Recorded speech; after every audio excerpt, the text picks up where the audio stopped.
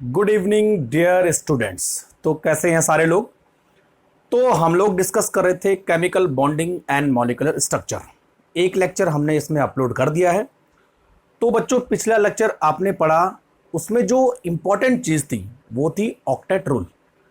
ये तो बताया था कि हर कोई एटम अपने आप को स्टेबल करने के लिए अपने लास्ट ऑर्बिट के इलेक्ट्रॉन को कितना करना चाहेगा, 8 करना चाहेगा, तभी जाके वो स्टेबल होगा। तो इसलिए मैंने आपको बोला था कि एटम उसके पास ऑक्टेट इनकम्प्लीट होता है, लेकिन जब वो एटम किसी दूसरे एटम के साथ मॉलिक्यूल बनाता है तो उसका ऑक्टेट कंप्लीट हो जाता है। और मैंने आपको ये भी बोला था कि इलेक्ट्रॉन की इसमें शेयरिंग होती है या इलेक्ट्रॉन का कंप्लीट ट्रांसफर होता है। तो आगे इसी बारे में बात करेंगे कि इलेक्ट्रॉन की शेयरिंग और इलेक्ट्रॉन के ट्रांसफर से किस टाइप के बॉन्ड बनते हैं। ठीक है बच्चों, तो चलिए शुरू करते हैं chemical bonding and molecular structure का लेक्चर नंबर 2। तो हेडिंग डालिए, chemical bonding and molecular structure lecture number 2। ठीक है बच्चों, एक चीज और इंपॉर्टेंट रहेगी थी, पिछले वाले लेक्चर में बताना भूल गया, वो मैं आज आपको बताता हूं। जैसे हमने पढ़ा था बच्चों ऑक्टेट, ऑक्टेट रूल। तो ऑक्टेट रूल क्या था? Having 8 electron in outermost orbit, ये तो था। एक और चीज आती है बच्चों ऑक्टेट की जगह में, एक आता है डुप्लेट। डुप्लेट, तो डुप्लेट का मतलब होता है having 2 electron in outermost orbit. अच्छा, मैंने डुप्लेट का इस्तेमाल क्यों किया? कुछ ऐसे एलिमेंट है, कुछ ऐसे एटम है जो ऑक्टेट रूल को फॉलो नहीं करते हैं, पॉसिबल ही नहीं है उनमें ऑक्टेट रूल फॉलो होना। तो वो कौन सा रूल फॉलो करते हैं बच्चों? डुप्लेट रूल फॉलो करते हैं। ठीक है, और वो कौन से ऑर्बिट है जिनके लिए डुप्लेट होता है? एक होता है हाइड्रोजन, भाई एक ही इलेक्ट्रॉन है तो ऑक्टेट कहां से कंप्लीट करेगा? हाइड्रोजन, दूसरा उसके बगल वाला हीलियम, तीसरा उसके बगल वाला लिथियम, और चौथा उसके बगल वाला बेरिलियम। तो बच्चों इन चारों के लिए ऑक्टेट रूल फॉलो नहीं होता है। इनके लिए कौन सा रूल फॉलो होता है? डुप्लेट। यानी ये जो एटम है ये स्टेबल तभी होंगे जब इनके लास्ट ऑर्बिट में कितने इलेक्ट्रॉन हो जाएंगे? 2। डुप्लेट की बात, ये कई बार पूछा भी जाता है ना। बाकी के लिए ऑक्टेट, तो डुप्लेट किनके लिए? इनके लिए। समझे मेरी बात?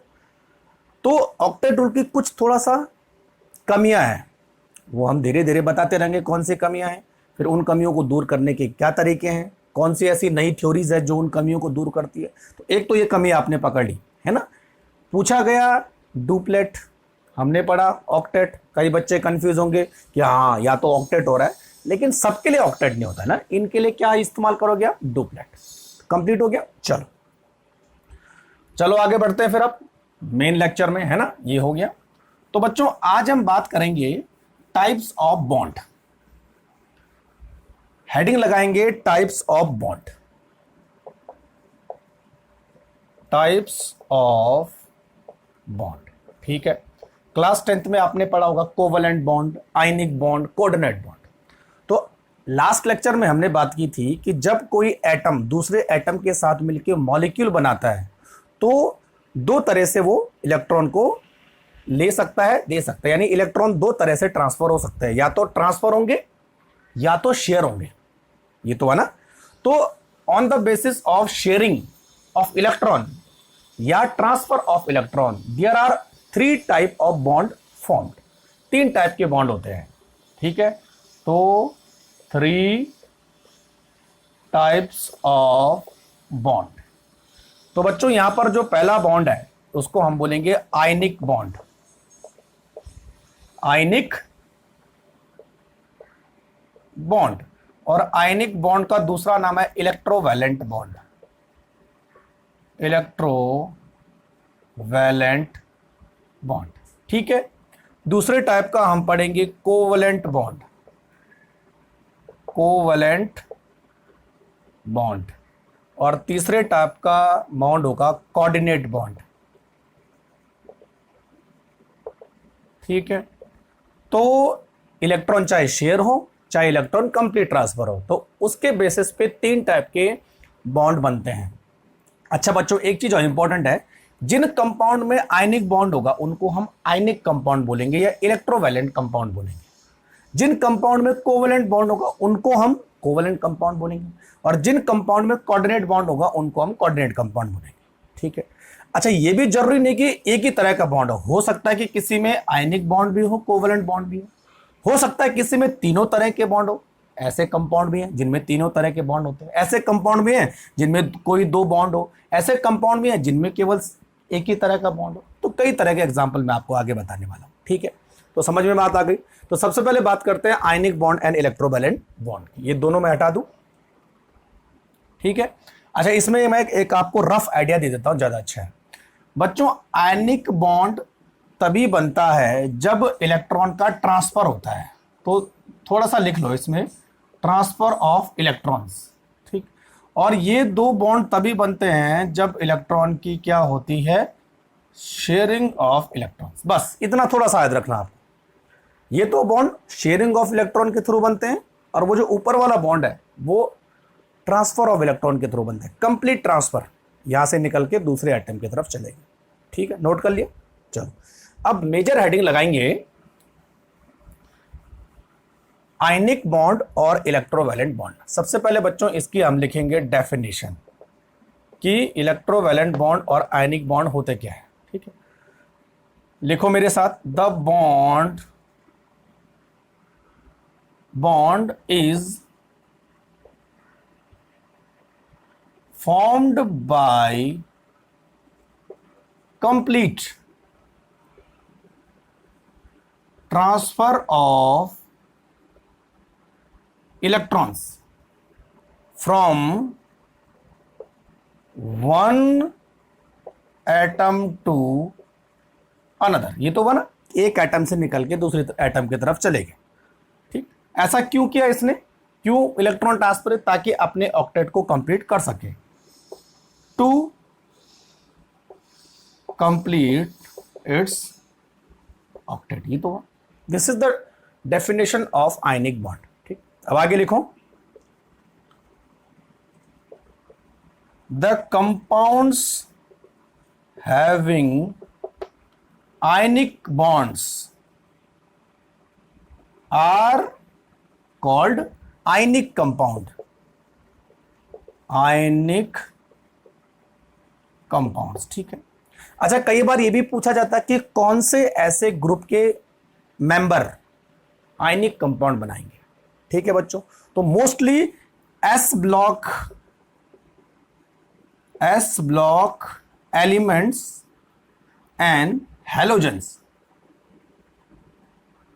इन दोनों के जो कंपाउंड होते हैं वो आयनिक होते हैं। यानी जब हैलोजन और एस ब्लॉक आपस में मिलेंगे, एक एस ब्लॉक का एटम और दूसरा हैलोजन का एटम, फॉर एग्जांपल NaCl, ये देखो ये हैलोजन है और ये एस ब्लॉक का एलिमेंट है। तो एस ब्लॉक के एलिमेंट और हैलोजन को आपस में जोड़ने से जो भी कंपाउंड बनेंगे वो आयनिक होगा। ठीक है, कुछ एक्सेप्शन हो सकते हैं, ध्यान रखना, लेकिन मोस्ट ऑफ क्या होते हैं, आयनिक हो। क्लियर हो गया? तो नोट करो जरा फटाफट डेफिनेशन।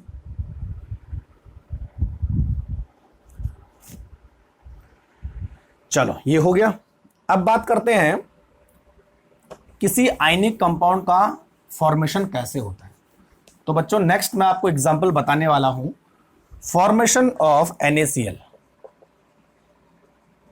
फॉर्मेशन ऑफ NaCl यानी सोडियम क्लोराइड। सोडियम क्लोराइड एक आयनिक कंपाउंड है ना। प्रूव करो कैसे आयनिक कंपाउंड है।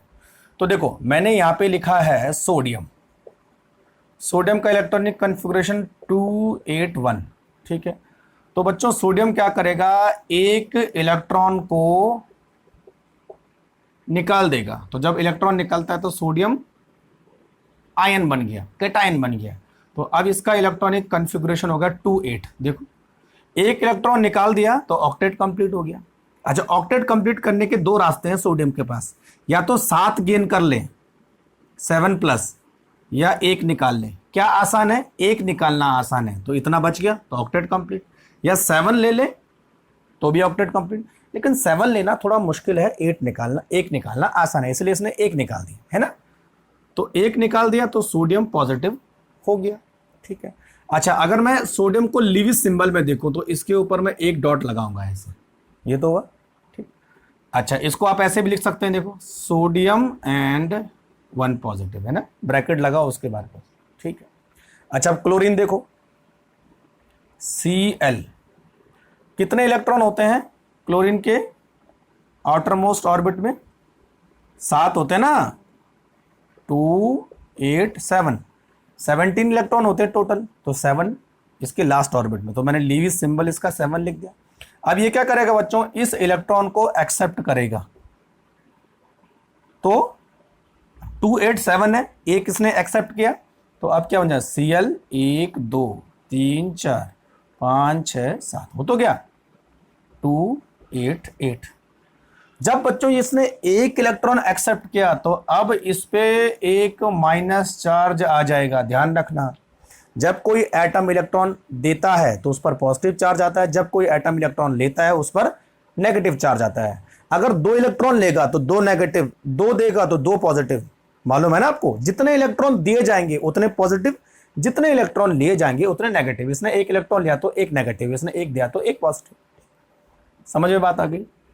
अब देखो बच्चों, सोडियम और क्लोरीन एटम जब एटम की फॉर्म में थे तो तब इन पर कोई भी चार्ज नहीं था, कोई भी अट्रैक्शन फोर्स नहीं था। लेकिन जैसे ही एक ने इलेक्ट्रॉन निकाला, दूसरे इलेक्ट्रॉन लिया, तो इनके ऊपर चार्ज आ गया। तो बच्चों कोई भी दो अपोजिट चार्ज होते हैं वो एक दूसरे को अट्रैक्ट करने की कोशिश करते हैं। तो अब सोडियम और क्लोरीन एक दूसरे के नजदीक आएंगे due to the formation of charge. ठीक, तो ऐसा होगा, देखो sodium positive plus chlorine negative, और इन दोनों से मिलकर क्या बनेगा बच्चों, सोडियम क्लोराइड, है ना।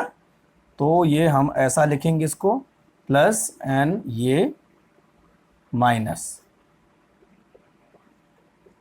ठीक है, लेकिन जनरली हम इसको ऐसा लिखते हैं NaCl, बात खत्म हो गई। इसको ऐसा भी रिप्रेजेंट कर, केवल समझाने का तरीका बस। अब देखो सोडियम क्लोराइड में इसका ऑक्टेट भी कंप्लीट है और इसका भी ऑक्टेट कंप्लीट है, तो हो तो गया, स्टेबल हो गया, बात खत्म। इस तरह सोडियम क्लोराइड का फॉर्मेशन होता है। समझ में बात आ गई, क्लियर हो गया। दूसरा एग्जांपल देखो, बस आपको क्या करना है, इलेक्ट्रॉन निकालना है और दूसरे को इलेक्ट्रॉन देना है। बस ध्यान रखना कि दूसरे को कितने इलेक्ट्रॉन चाहिए, ये भी इंपॉर्टेंट है। अब बात करते हैं बच्चों formation of calcium chloride CaCl2, ये भी एक तरह का आयनिक कंपाउंड है। कैल्शियम Ca, कितने इलेक्ट्रॉन होते हैं आउटर मोस्ट ऑर्बिट में, 2 2 8 8 2, ऐसे होता है ना। टोटल 20 इलेक्ट्रॉन होते हैं, 20 को ऐसे फ्रेगमेंट करते हैं तो वैलेंस इलेक्ट्रॉन ऐसे हो गए। ये क्या करेगा बच्चों, 2 इलेक्ट्रॉन को निकाल देगा, तो कितने पॉजिटिव चार्ज आएंगे इस पर, 2 पॉजिटिव। तो 2 पॉजिटिव चाहे ऐसा लिखो, चाहे बच्चों इसको ऐसा लिखो, 2 पॉजिटिव, डिजिट पहले और साइन बाद में। ठीक है, हो गया। अच्छा 2 निकाल दिए तो इसका इलेक्ट्रॉनिक कॉन्फ़िगरेशन क्या बना, 288, ऑक्टेट कंप्लीट। अब देखो दूसरा क्या है, क्लोरीन। तो बच्चों क्या होगा, देखो एक क्लोरीन एक इलेक्ट्रॉन को एक्सेप्ट करेगा और दूसरा क्लोरीन दूसरे इलेक्ट्रॉन को एक्सेप्ट करेगा। 2 इलेक्ट्रॉन है ना यहां पर, तो देखो क्लोरीन में कितने इलेक्ट्रॉन थे, 7 7 प्लस 1, तो कितने हो गए अब, क्लोरीन 8, 1 2 4, ठीक है 2 8 8। यहां पर कितने थे, 2 8 7, जैसे मैंने पहले बोला था। तो अब इस पर कितना आ गया, एक माइनस चार्ज आ गया। दूसरे क्लोरीन के साथ भी ऐसा होने वाला, 1 2 3 1 रहेगा, है ना, 2 8 7। ठीक है, एक इलेक्ट्रॉन ये एक्सेप्ट करेगा, same to same Cl 1 2 3 4, complete octet minus charge, 2 8 8, है ना। अब क्या होगा बच्चों कि एक कैल्शियम और 2 क्लोरीन आपस में कनेक्ट हो जाएंगे। कैसे, इस पर पॉजिटिव चार्ज है, इन दोनों पर नेगेटिव चार्ज है, पॉजिटिव नेगेटिव को अट्रैक्ट करेगा, तो क्या होगा, Ca 2 पॉजिटिव, या इसको ऐसे लिखो, देखो Ca2 पॉजिटिव और एक Cl एक नेगेटिव इधर और Cl दूसरा नेगेटिव इधर, और इलेक्ट्रॉन आप 1 2 3 4 ऐसे बताओ। 1 सही से बता देता हूं मैं, कंफ्यूज मत होना, ज़्यादा अच्छा रहेगा, बढ़िया तरीके से बताता हूं मैं। 2 positive Cl 1 2 3 4, negative Cl 1 2 3 4 negative, हो तो गया। तो अल्टीमेटली इसका फॉर्मूला होता है CaCl2, बस समझ में बात आ गई। अच्छा, इसको हम थोड़ा और दूसरे तरीके से भी रिप्रेजेंट कर सकते हैं। यहां देखो, कैल्शियम को आप इस तरह बनाओ, 2 इलेक्ट्रॉन, और Cl को इस तरह लिखो 1 2 3 4 5 6 और 1 1 2 3 4 5 6 और 1, तो ये इलेक्ट्रॉन यहाँ आया, ये इलेक्ट्रॉन यहाँ गया, हो तो गया। तो Ca ने 2 इलेक्ट्रॉन दिए तो Ca2 पॉजिटिव, और क्लोरीन, हर क्लोरीन ने एक एक इलेक्ट्रॉन एक्सेप्ट किया, तो Cl नेगेटिव NCl नेगेटिव, तो अल्टीमेटली क्या बना CaCl2, बात खत्म हो गई, है ना। हमेशा बच्चों मॉलिक्यूल के अंदर जो चार्ज है वो टोटल चार्ज न्यूट्रल होना चाहिए, ध्यान रखना, जितने पॉजिटिव होंगे उतने नेगेटिव होना चाहिए। तो every molecule will be the neutral molecule, ठीक है। न्यूट्रल मॉलिक्यूल का मतलब जितने पॉजिटिव उतने नेगेटिव, समझ में बात आ गई। एक और एग्जांपल मैं देता हूं आपको, देखो, है ना, समझ में आ रहा है, ठीक है, समझ में आ रहा होगा तो मजा आ रहा होगा, जिसके ऊपर से निकल रहा होगा उसकी आफत आ रही होगी बेचारे की, लेकिन मेहनत करोगे तो समझ में आ जाएगा आराम से। नेक्स्ट हमारे पास है फॉर्मेशन ऑफ MgO यानी मैग्नीशियम ऑक्साइड। यहां बच्चों हम क्या करेंगे, देखो Mg282 कितने इलेक्ट्रॉन होंगे, 2, तो क्या करेगा 2 इलेक्ट्रॉन निकाल देगा, तो इस पर कितना आ जाएगा 2 पॉजिटिव, तो अब इसका इलेक्ट्रॉनिक कन्फिग्रेशन 2 8, ऑक्टेट कंप्लीट, है ना। ऑक्सीजन कितने होते हैं, 6 ही होते हैं ना, 2n6, ठीक। तो क्या करेगा 2 इलेक्ट्रॉन एक्सेप्ट करेगा तभी जाके 8 हो पाएंगे, तो अब हो गए ऑक्सीजन 1 2 3 4 5 6 7 8, 2n8, ऑक्टेट कंप्लीट। लेकिन 2 इलेक्ट्रॉन एक्सेप्ट किए तो कितना चार्ज आना चाहिए बच्चों, इस पर 2 नेगेटिव चार्ज आना चाहिए, तो अब ये पॉजिटिव चार्ज और नेगेटिव चार्ज एक दूसरे को अट्रैक्ट करेंगे और फॉर्मेशन हो जाएगी MgO की। तो अब क्या होगा, देखो बच्चों, Mg2 प्लस ऑक्सीजन 2 माइनस 1 2 3 4 5 6 7 8, बात खत्म हो गई, है ना। तो अल्टीमेटली हम इसको कैसे लिखेंगे, MgO मैग्नीशियम ऑक्साइड, है ना। तो ये 3 मैंने आपको बता दिए कि किस तरह से हम किसी आयनिक कंपाउंड को बनाते हैं। आप किसी भी आयनिक कंपाउंड को आप बना सकते हो, बस आपको उसका इलेक्ट्रॉनिक कन्फिगरेशन मालूम होना चाहिए, ठीक है। चलो कुछ मैं आपको एक्सरसाइज देता हूं और आपको उनको घर पर प्रैक्टिस करनी है, उनके आयनिक कंपाउंड बनाने हैं, तो ऐसे बनाने हैं बच्चों आपने, है ना। देखो, for practice,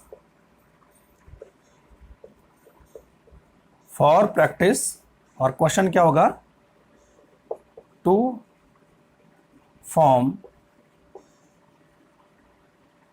following ionic compound, ठीक है। अच्छा, सबसे पहला है हमारे पास CaF2, दूसरा है हमारे पास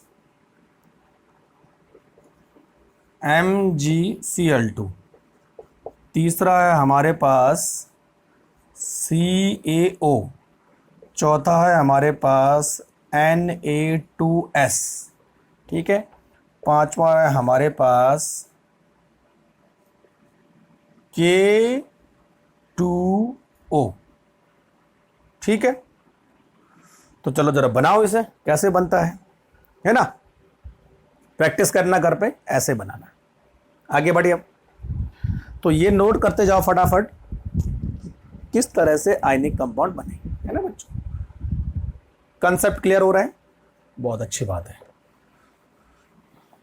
अब हम बात करते हैं बच्चों कि आयनिक कंपाउंड की क्या खास बात होती है, यानी कैरेक्टरिस्टिक ऑफ आयनिक कंपाउंड, है ना। 10th क्लास में आपने पढ़ा होगा, एक ब्रीफ आपको बता देता हूं मैं।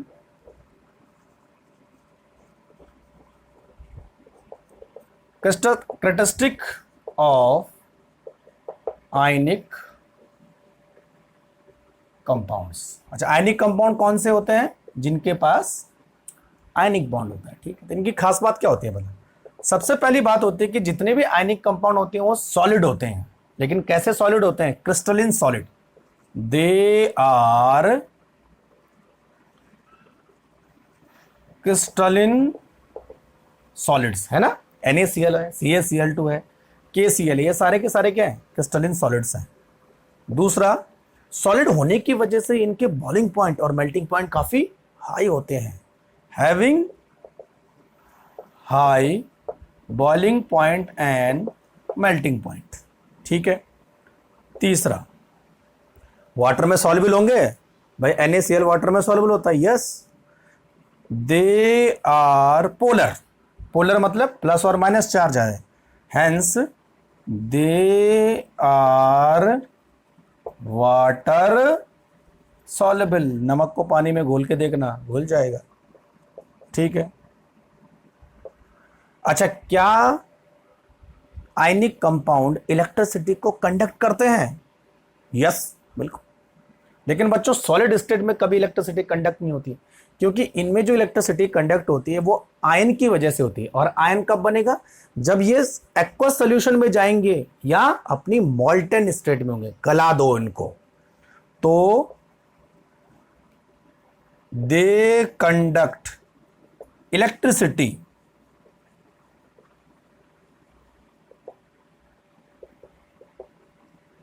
इन दियर मॉल्टन स्टेट। ध्यान रखना है, मॉल्टन स्टेट, जब इनको हम पिघला देते हैं, और एक्वस सॉल्यूशन, जब इनको हम पानी में डालेंगे, तभी जाके इलेक्ट्रिसिटी होगी। एक चीज बच्चों ध्यान रखना, सॉलिड कंपाउंड कभी भी इलेक्ट्रिसिटी को कंडक्ट नहीं करते हैं, क्योंकि वहां पर आयन का सेपरेशन नहीं है। आयन का सेपरेशन तभी होगा जब या तो ये मॉल्टन स्टेट में होंगे या अपने एक्वस सॉल्यूशन में होंगे, तभी जाके इलेक्ट्रिसिटी होगी। पांचवा, दे हैव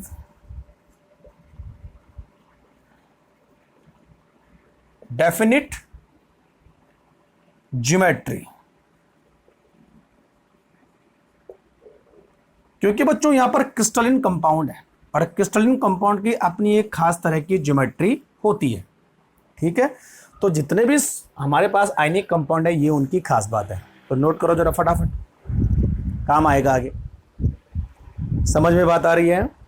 ठीक है, बहुत अच्छी बात है ना। अच्छा,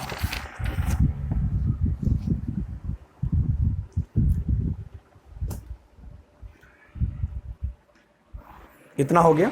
चलो, अब बच्चों आगे हम बात करते हैं कि कौन कौन से ऐसे फैक्टर हैं जो आयनिक कंपाउंड बनने में रोल प्ले करते हैं, या कौन सी ऐसी एनर्जी है जो आयनिक कंपाउंड में बहुत इंपॉर्टेंट रोल प्ले करती है। ठीक है, चलो पहला देखते हैं। हेडिंग क्या लगाएंगे? Factors affecting formation of ionic compound। ठीक है भाई, ये बहुत इंपॉर्टेंट फैक्टर है। अच्छा, तीन मेन फैक्टर की बात करते हैं, 1, 2 और 3। ये तीन बहुत इंपॉर्टेंट फैक्टर है, इनको आपको ध्यान में रखना है। कौन कौन से फैक्टर है? देखो, सबसे पहले है बच्चों आयोनाइजेशन एंथैल्पी। कहां पढ़ी थी? पीरियोडिक टेबल में पढ़ी थी, छोड़ेगी नहीं पीछा। जिसने वहां नहीं पढ़ा होगा यहां अटक जाएगा। देखो, आयोनाइजेशन एंथैल्पी कैसे रिप्रेजेंट करते हैं? Delta IH। ठीक है। दूसरा है electron gain enthalpy, electron gain enthalpy delta EGH, ऐसे रिप्रेजेंट करते हैं। और तीसरा है बच्चों लैटिस एंथैल्पी। अच्छा, ये नहीं पढ़ा होगा आपने, चलो बताता हूं। Delta lattice H। ठीक है, तो ये तीन ऐसे फैक्टर हैं जो आयनिक कंपाउंड की फॉर्मेशन में बहुत इंपॉर्टेंट रोल प्ले करते हैं। तो वन बाय वन हम डिस्कस करते हैं। अच्छा, इनकी डेफिनेशन आपको मालूम होनी चाहिए, है ना, मैंने आपको पहले ही बता रखा था इन तीनों के बारे में। एक बार दोबारा से मैं थोड़ा ब्रीफ कर लेता हूं। आयोनाइजेशन एंथैल्पी मतलब किसी एटम को एनर्जी देने से उसके अंदर के इलेक्ट्रॉन निकल जाते हैं। तो जितनी एनर्जी आपने उस एटम को दी, उसके सबसे आउटर मोस्ट इलेक्ट्रॉन को निकालने के लिए उसी को हम बोलते हैं आयोनाइजेशन एंथैल्पी। बच्चों, सारी एंथैल्पी है मतलब सारी एनर्जी है। तो the minimum amount of energy required to remove a outer most electron from an atom is called ionisation enthalpy. Clear? तो आयोनाइजेशन एंथैल्पी की वैल्यू क्या होती है बच्चों? पॉजिटिव। डेल्टा एच की वैल्यू क्या होगी? पॉजिटिव। ध्यान रखना, क्योंकि एनर्जी एब्जॉर्ब हो रही है, तो जहां पर एनर्जी एब्जॉर्ब होती है वहां पर डेल्टा एच की वैल्यू पॉजिटिव होती है। दूसरा आ जाओ, इलेक्ट्रॉन गेन एंथैल्पी मतलब किसी एटम को इलेक्ट्रॉन देने से जो एनर्जी निकलती है, उल्टा होता है, यहां पर एनर्जी रिलीज होती है, उसकी वैल्यू, उस एनर्जी की वैल्यू को हम बोलेंगे इलेक्ट्रॉन गेन एंथैल्पी। और बच्चों, यहां पर एनर्जी रिलीज होती है तो डेल्टा एच की वैल्यू क्या होगी? Negative, lattice enthalpy. अभी इसको मैं डिस्कस करता हूं, ठीक, ब्रीफ कर लेता हूं एक बार, फिर मैं इसको डिटेल से आपको बताऊंगा, है ना। लैटिस एंथैल्पी का मतलब क्या होता है बच्चों कि जब किसी आयनिक कंपाउंड को आप ब्रेक डाउन करते हो उसके प्लस और माइनस कंपोनेंट में, तो जो भी एनर्जी आप देते हो उसको हम बोलेंगे लैटिस एंथैल्पी। तो लैटिस एंथैल्पी में डेल्टा एच की वैल्यू क्या होगी? पॉजिटिव, एनर्जी अब्जॉर्ब हो रही है। ठीक है, चलो तो वन बाय वन डिस्कस कर लेते हैं कि किस तरह से आयनिक कंपाउंड के बनने में इन तीनों का बहुत इंपॉर्टेंट रोल प्ले होता है। ठीक, अब बच्चों मैं केवल सिंबल लिखूंगा, है ना, मैं ये वाला नहीं लिखूंगा। सिंबल से समझ जाना कि मैं इस टाइप की एंथैल्पी की बात कर रहा हूं। तो देखो, मैं NaCl की ही बात करता हूं, NaCl के कंसेप्ट में आपको बताता हूं, है ना। तो फॉर्मेशन ऑफ NaCl, तो NaCl के फॉर्मेशन में इन तीनों एनर्जी का क्या इंपॉर्टेंट रोल प्ले करता है? सबसे पहले देखो, जब NaCl बनता है तो फर्स्ट स्टेप में क्या होता है? क्या लिखा था हमने? सोडियम आयन होता है, सॉरी, सोडियम होता है और वो अपने इलेक्ट्रॉन को निकालकर पॉजिटिव आयन में कन्वर्ट हो जाता है। तो इलेक्ट्रॉन कैसे निकला? जब हमने कुछ एनर्जी इसको दी होगी। तो बच्चों, जब सोडियम जो है अपने आयन में कन्वर्ट होता है इलेक्ट्रॉन को निकाल के, तो जो भी अमाउंट हम एनर्जी की देते हैं उस अमाउंट को हम बोलेंगे आयोनाइजेशन एंथैल्पी। तो सोडियम को सोडियम आयन बनाने में जो भी एनर्जी लगती है उसको बोलते हैं बच्चों डेल्टा IH, आयोनाइजेशन एंथैल्पी। अच्छा, इसकी वैल्यू मैं बाद में बताऊंगा, चलो बाद में, पहले ये करते हैं। तो यहां पर मतलब आयोनाइजेशन पोटेंशियल या आयोनाइजेशन एंथैल्पी। ठीक, अच्छा, दूसरा स्टेप क्या होता है? स्टेप टू में क्या होता है? क्लोरीन एटम इस इलेक्ट्रॉन को गेन करता है और अपने क्लोरीन नेगेटिव में कन्वर्ट हो जाता है। तो जब कोई एटम किसी इलेक्ट्रॉन को गेन करता है तो जो भी एंथैल्पी की वैल्यू आती है उसको हम क्या बोल देंगे? Delta Eg। ये तो हुई ना, यानी ये इलेक्ट्रॉन गेन एंथैल्पी हुई। पहली कौन सी एंथैल्पी थी? Ionisation enthalpy. दूसरी कौन सी एंथैल्पी है? इलेक्ट्रॉन गेन एंथैल्पी, क्योंकि यहां पर एक एटम इलेक्ट्रॉन को गेन कर रहा है और एनर्जी को निकाल रहा है। ठीक है, तो दूसरा स्टेप हो गया। तीसरे स्टेप में हमने क्या किया था? सोडियम पॉजिटिव को और Cl नेगेटिव को हमने आपस में मिलाया था और बन गया था हमारा सोडियम क्लोराइड। तो यहां पर जो भी एंथैल्पी होगी बच्चों उसको हम बोलेंगे लैटिस एंथैल्पी। तो समझ में आ गया तीनों एंथैल्पी का मतलब। ठीक, तो यहां पर आयोनाइजेशन एंथैल्पी, यहां पर इलेक्ट्रॉन गेन एंथैल्पी, यहां पर लैटिस एंथैल्पी। ठीक, अच्छा, एक चीज आपको ध्यान रखनी है लैटिस एंथैल्पी के बारे में, बहुत इंपॉर्टेंट। जैसे मैंने आपको बोला था बच्चों कि lattice enthalpy when A one mole of ionic compound separate into its ion, the energy absorb is called lattice enthalpy. दोनों चीजें सही है बच्चों, ठीक है, ध्यान रखना। NaCl को आप Na पॉजिटिव और Cl नेगेटिव में कन्वर्ट कर रहे हो। ये अपनी गैस फॉर्म में है, ये अपनी सॉलिड फॉर्म में है। ठीक है, तो यहां पर जो भी एनर्जी एब्जॉर्ब होती है उसको हम बोलेंगे लैटिस एंथैल्पी। ध्यान रखना है ना, यानी एक मोल आयनिक कंपाउंड को उसके पॉजिटिव और नेगेटिव आयन में कन्वर्ट करना, जितनी एनर्जी यहां पर लगती है उसको हम बोलेंगे लैटिस एंथैल्पी। तो यहां पर बच्चों एनर्जी एब्जॉर्ब होती है, तो डेल्टा एच की वैल्यू क्या होगी? पॉजिटिव। अगर बच्चों मैं इसका उल्टा करूं तो, यानी अगर मैं प्लस और नेगेटिव से एक कंपाउंड बनाऊं तो अब एनर्जी क्या होगी? रिलीज होगी। उल्टा हुआ ना भाई, आपने एनर्जी दी, इसको सेपरेट किया, जब इन दोनों को जोड़ोगे तो आप वापस एनर्जी उतनी ही निकलेगी, रिलीज होगी। तो यहां पर डेल्टा एच की वैल्यू क्या होगी? नेगेटिव। ध्यान रखना, दोनों ही लैटिस एंथैल्पी है, यानी चाहे आप एक पॉजिटिव और नेगेटिव को मिला के आप NaCl बना लो, चाहे आप NaCl को तोड़ के नेगेटिव और पॉजिटिव बना लो। तो बच्चों जितनी एनर्जी यहां पर आपको देनी पड़ेगी उतनी एनर्जी यहां पर रिलीज होगी। तो दोनों ही एनर्जी को हम क्या बोलेंगे? Lattice enthalpy. कंफ्यूज मत होना इसमें, ठीक है। यहां पर देखो डेल्टा एच की वैल्यू पॉजिटिव है, यहां पर डेल्टा एच की वैल्यू नेगेटिव है, ठीक है। समझ में आ गया इतना? तो ये तीनों एनर्जी का कंसेप्ट मैंने आपको बता दिया।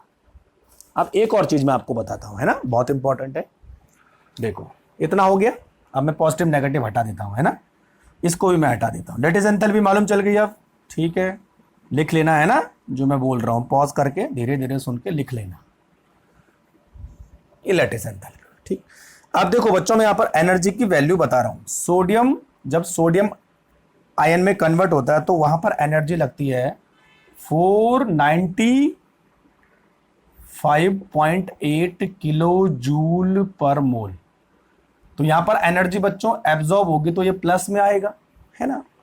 इलेक्ट्रॉन गेन एंथैल्पी माइनस में आते 348.7 kJ पर मोल, है ना। और ये माइनस होती है क्योंकि इलेक्ट्रॉन गेन एंथैल्पी हमेशा एनर्जी रिलीज करेगा तो माइनस में आएगा, है ना। यहां पर भी क्या होगा बच्चों? अब देखो लैटिस एंथैल्पी, हाँ लैटिस एंथैल्पी बता देते हैं, 7-788 किलो जूल पर मोल। याद करने की जरूरत नहीं, केवल बस कंसेप्ट समझने की जरूरत है ना। तो देखो बच्चों, जब भी कोई आयनिक कंपाउंड बनता है आपने टोटल इसको बनाना है तो इसकी एनर्जी मिनिमम होनी चाहिए, यानी इसको बनाने में इनकी टोटल एनर्जी नेगेटिव आनी चाहिए, यानी एनर्जी निकलनी चाहिए। तो सीधी सी बात है कि इन दोनों का सम जो है इसके सम से ज्यादा होना चाहिए, ये तो है ना। अब देखो बच्चों, जब हम इन दोनों को जोड़ेंगे तो इसमें से इतना घटा लो तो कितना बचा? 141, एक मिनट है ना मैं देख लेता हूं, मैंने घटा तो लोगे 147.1, हाँ 147.1 किलो जूल पर मोल। ये प्लस था, ये नेगेटिव था, इतने में से इतना गया तो कितनी बची एनर्जी? 147.1 किलो जूल पर मोल। और ये किस में आएगी बच्चों? ये आएगी नेगेटिव में, नेगेटिव नहीं पॉजिटिव में आएगी, सॉरी, है ना। पॉजिटिव, पॉजिटिव मतलब एनर्जी अभी दे रहे हैं। तो बच्चों जब आप लैटिस एंथैल्पी में इतनी एनर्जी निकलेगी तो इसमें से इसको घटाने पर एक्चुअली में क्या होगा? एनर्जी की वैल्यू कम होगी, यानी एनर्जी निकलेगी बजाय एब्जॉर्ब होने की। तो अल्टीमेट हमारे पास कितनी एनर्जी आएगी? -641 किलो जूल पर मोल, इतना लगभग लगभग। तो बच्चों इतनी एनर्जी देखो, यानी जब आपने NaCl को बनाया तो अल्टीमेट एनर्जी लॉस कितना हुआ? 641 किलो जूल पर मोल। इसका मतलब क्या हुआ कि NaCl को बनाने में एनर्जी निकलती है, और बच्चों जितनी ज्यादा एनर्जी किसी कंपाउंड को बनाने से निकलेगी कंपाउंड उतना ही ज्यादा स्टेबल होगा। ये तो होगा ना भाई, अगर मेरे अंदर से एनर्जी निकल जाए तो मैं आराम से बैठ जाऊंगा, ये तो हुआ। तो किसी कंपाउंड के अंदर से आप एनर्जी निकालते जाओ निकालते जाओ निकालते जाओ, वो स्टेबल होता रहेगा। एनर्जी देते जाओ देते जाओ देते जाओ, वो अनस्टेबल होता रहेगा। Higher energy less stable the compound, lower energy more stable the compound. समझ में बात आ गई? तो अल्टीमेट क्या होना चाहिए बच्चों? टोटल एनर्जी वैल्यू हमेशा माइनस होना चाहिए ताकि वो एनर्जी रिलीज करे और हमारा कंपाउंड क्या हो? स्टेबल। समझ में बात आई? तो ये तीनों एनर्जी का कंसेप्ट मैंने आपको बता दिया। पूछा जाएगा आगे, समझ में आ गया? नोट करो फटाफट, फिर मैं इसको मिटाने वाला हूं, है ना। अब लास्ट एक और चीज रख रखिए, बस उसको खत्म करते हैं। इतना समझ में आ गया? चलो, तो भाई पीरियोडिक टेबल बहुत इंपॉर्टेंट था। अगर आपने तीनों एनर्जी का कंसेप्ट पढ़ा होगा तो आपको समझ में आ जाएगा। अच्छा, लैटिस एंथैल्पी आगे आएगी अभी, है ना। जब आप एस ब्लॉक पढ़ोगे तो वहां पे लैटिस एंथैल्पी को ढंग से पढ़ोगे आप, और उसके आप यूज भी पढ़ोगे, किस तरह से किसी कंपाउंड में लैटिस एंथैल्पी कम और ज्यादा होती है। चलो, नेक्स्ट हेडिंग हमारे पास है कोऑर्डिनेशन नंबर। Coordination number. अच्छा, कोऑर्डिनेशन नंबर क्या होता है? देखो बच्चों, जब कोई चार्ज, मान लीजिए सोडियम है, तो चार्ज के चारों तरफ जो है एक तरह का इलेक्ट्रिक फील्ड जनरेट होता है ना, क्योंकि तभी जाके ये जो है दूसरे चार्ज को अट्रैक्ट करेगा। तो जब कोई कैटायन या एनायन होता है तो बच्चों उसका जो इलेक्ट्रिकल फील्ड है, या हम बोल सकते हैं उसका अट्रैक्ट करने की जो पावर है किसी दूसरे आयन को, वो नॉन डायरेक्शनल होती है। ठीक है, तो यहां पर एक पॉइंट लिखो, the electrical field of any ion is non directional.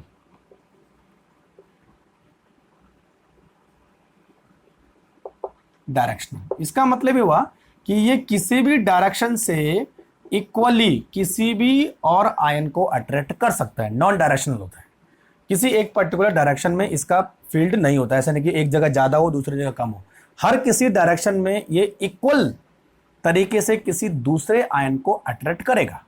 ठीक है, इतना समझ में आ गया? अब आगे देखो।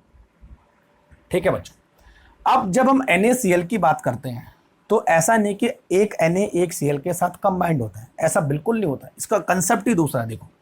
ठीक है, अब देखो कैसे कैसे हम बात करते हैं। तो बच्चों, जितने भी हमारे पास आयनिक कंपाउंड होते हैं वो नॉन डायरेक्शनल फील्ड रखते हैं, यानी हर तरह से वो, हर डायरेक्शन से वो किसी आयन को अट्रैक्ट कर सकते हैं, वो भी इक्वली मैग्नीट्यूड से। ठीक, तो ये लाइन आप नोट करते जाओ। ठीक, अब दूसरी चीज मैं आपको बता देने, कोऑर्डिनेशन नंबर। देखो, कोऑर्डिनेशन नंबर का मतलब क्या होता है? The number of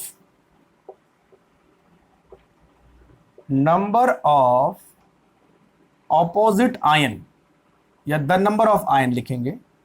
the number of ion is surrounded by other opposite ion is called coordination number, और इसको हम CN से रिप्रेजेंट करते हैं। यानी बोलने का मतलब है कि कितने पॉजिटिव के चारों तरफ कितने नेगेटिव हैं, और कितने नेगेटिव के चारों तरफ कितने पॉजिटिव है। ये देखो, बहुत इंपॉर्टेंट है। ठीक, अब देखो, अगर मैं NaCl की बात करूं तो बच्चों NaCl में क्या होता है कि एक Na के चारों तरफ 6 Cl आयन होते हैं, और इसी तरह हर Cl के चारों तरफ 6 पॉजिटिव, 1 2 3 4 5 6 पॉजिटिव होते हैं। ये देखो, बहुत इंपॉर्टेंट है। तो how many ions are surrounded by a positive ion and how many ions are surrounded by a negative ion. तो बच्चों, एक पॉजिटिव आयन के चारों तरफ कितने नेगेटिव आयन हैं, और एक नेगेटिव आयन के चारों तरफ कितने पॉजिटिव आयन हैं, वो किसी उस आयनिक कंपाउंड का कोऑर्डिनेशन नंबर कहलाता है। तो Na के चारों तरफ कितने आयन हैं? 6, और इसके चारों तरफ कितने आयन हैं? 6। तो इसका मतलब NaCl को कोऑर्डिनेशन नंबर है वो है 6, लेकिन दोनों एक ही जैसे डिजिट है तो इसको हम केवल 6 बोलेंगे। तो NaCl का कोऑर्डिनेशन नंबर कितना हुआ? 6। 6 का मतलब ये हुआ कि each positive ion surrounded by 6 negative ion and each negative ion surrounded by 6 positive ion. बस इसी तरह बच्चों और भी हमारे पास आयनिक कंपाउंड होता है, उनका कोऑर्डिनेशन नंबर अलग होता है। किसी का 4-6 होता है, किसी का 6-8 होता है, किसी का 8-8 होता है। तो वो डिपेंड करता है कि कितने सराउंडिंग आयन है। अच्छा, अब जैसे मैंने आपको बता दिया कि हर किसी आयन के चारों तरफ 6 आयन होते हैं, लेकिन बच्चों इनका अरेंजमेंट ऐसे नहीं होता है। अरेंजमेंट ऐसे होता है किसी क्रिस्टल के अंदर कि हर नेगेटिव के चारों तरफ 6 पॉजिटिव आ जाए और हर पॉजिटिव के चारों तरफ 6 नेगेटिव आ जाए, अपना आप ही इस तरह अरेंज करेंगे। ये मैंने केवल समझाने के लिखा है। अब मैं आपको रियल क्रिस्टल का स्ट्रक्चर आपको बताता हूं, NaCl का। ठीक, तो इसको हम यहां से मिटा देते हैं, है ना। अब देखो बच्चों, आपकी बुक में भी बना हुआ है वो डायग्राम।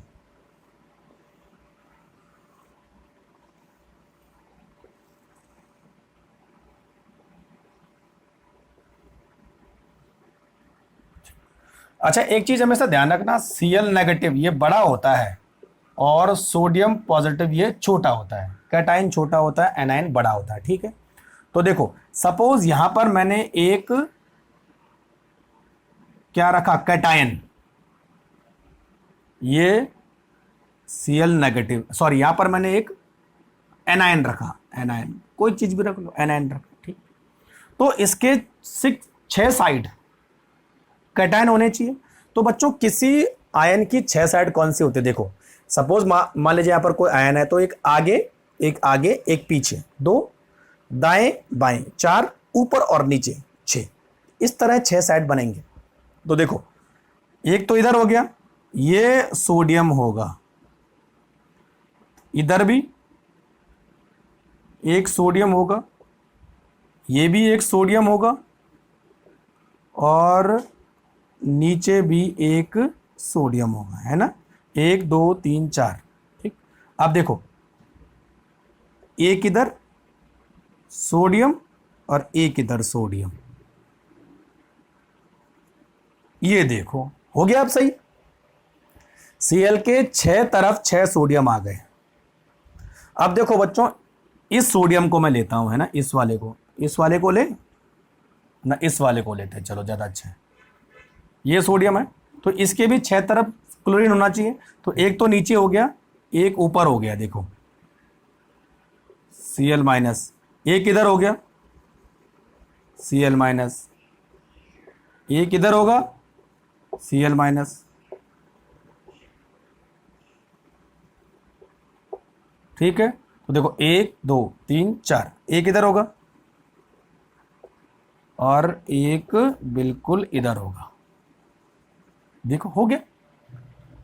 तो ये अरेंजमेंट ऐसे बनेगा कि हर Cl के 6 साइड 6 डायरेक्शन में 6 सोडियम आ जाए और हर सोडियम के 6 डायरेक्शन में 6 Cl आ जाए। देखो अपना आप अरेंजमेंट, सोडियम तो सोडियम के जस्ट बगल में क्लोरीन, देखो क्लोरीन, इधर भी क्लोरीन होगा यहाँ बड़ा, तो क्लोरीन के जस्ट बगल में क्या आ गया, सोडियम आ गया, सोडियम के जस्ट बगल में क्लोरीन आ गया, फिर यहाँ भी होगा ऐसे ही, है ना।